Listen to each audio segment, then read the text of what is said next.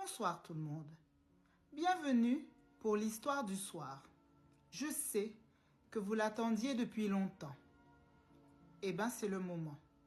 Installez-vous bien confortablement, abonnez-vous, mettez un like et surtout, partagez. Jingle.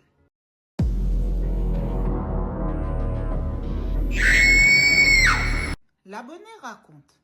L'histoire que je vais vous raconter remonte à très longtemps. Avec ma mère et mes frères et sœurs, nous habitions dans une maison pas du tout confortable. Pas d'eau, pas d'électricité. Un vrai calvaire. Nous étions là dans l'attente d'un logement plus décent.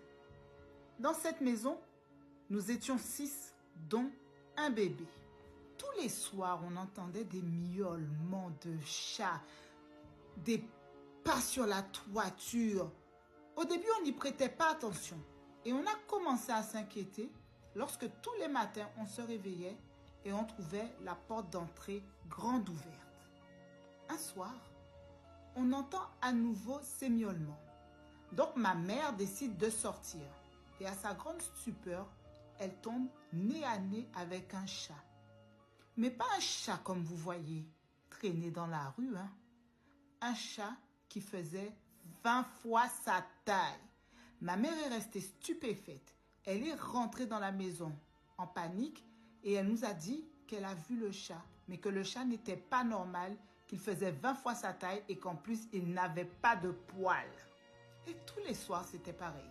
Miaulement, le matin, on se réveille, la porte, elle est ouverte. Ma mère a donc décidé de verrouiller la porte, de l'attacher avec une corde, de tout faire en fait pour que la porte ne s'ouvre pas. Quand même ça, tous les matins, la porte était ouverte.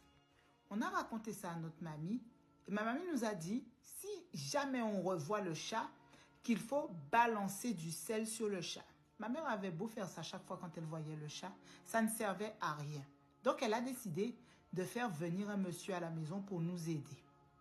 Donc, le monsieur est venu à une heure où il pouvait voir le chat. Donc, le monsieur était avec nous et quand il a commencé à entendre les miaulements, il est sorti. Il est sorti et il a commencé à parler au chat. Bon, bien évidemment, on n'entendait que le monsieur parler. Il a parlé au chat, il a parlé au chat. Mais dans sa façon de parler au chat, on comprenait bien que le chat n'avait pas l'intention de s'en aller et qu'il avait l'intention de revenir à chaque fois.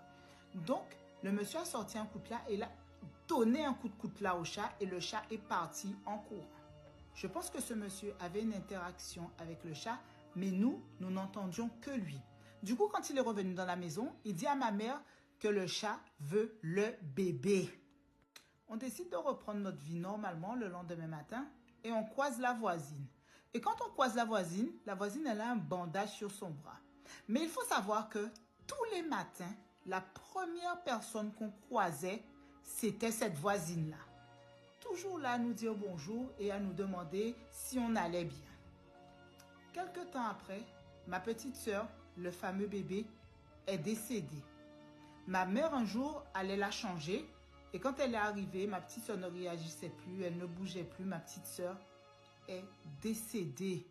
On a vite déménagé de cet endroit. Quelques années après, c'est pas cette voisine-là, elle parle à quelqu'un et elle avoue à la personne que c'est elle qui a mangé l'âme de ma petite sœur et que c'était elle le fameux chat. J'ai beau avoir 31 ans aujourd'hui et cette histoire me traumatise encore, m'a toujours traumatisée et me traumatise encore. Je ne cesse de penser à ça et je me dis, est-ce qu'on aurait pu partir avant? Est-ce qu'on aurait pu faire certaines choses avant pour pas que ça arrive à ma petite sœur? En tout cas, le mal est fait.